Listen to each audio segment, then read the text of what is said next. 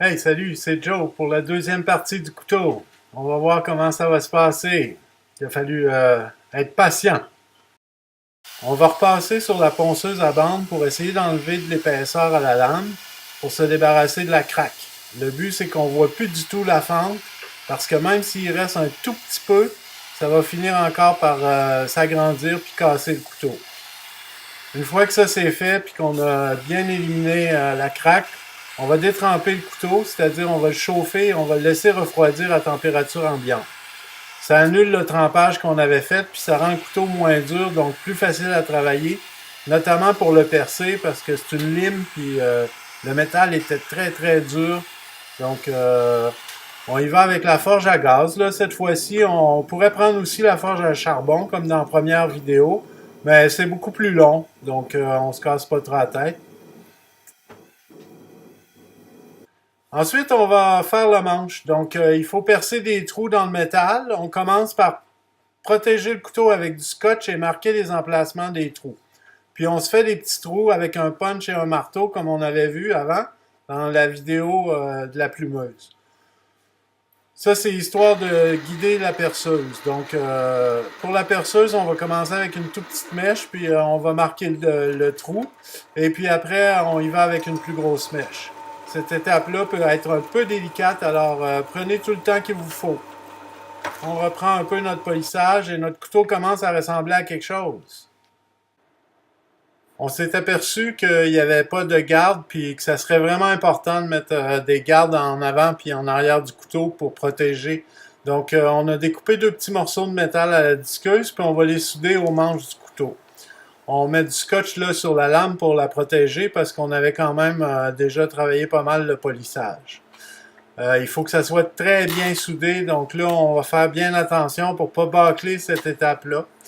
Et on a essayé de souder là, les deux morceaux bien en aplat pour que le couteau soit pas trop tout croche, comme on dit en québécois.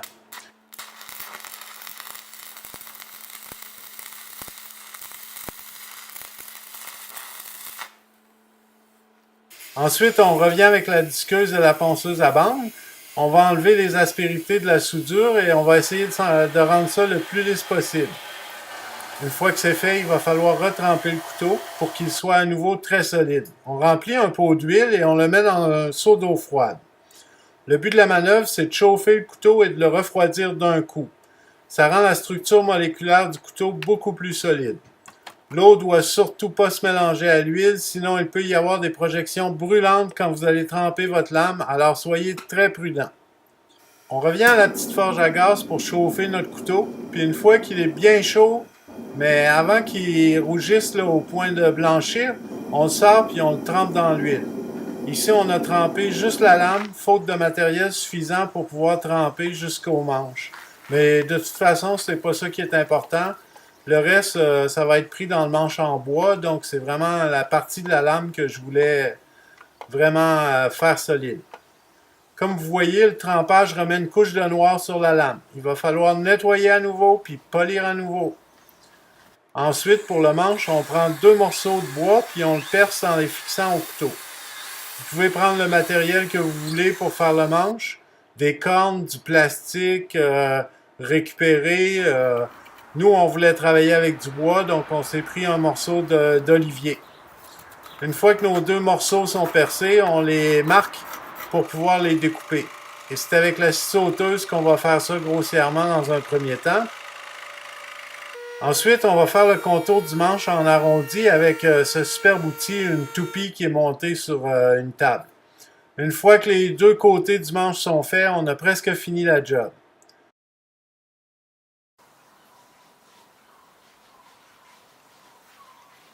Antoine a aussi découpé du cuir puis il a cousu un superbe étui pour le couteau.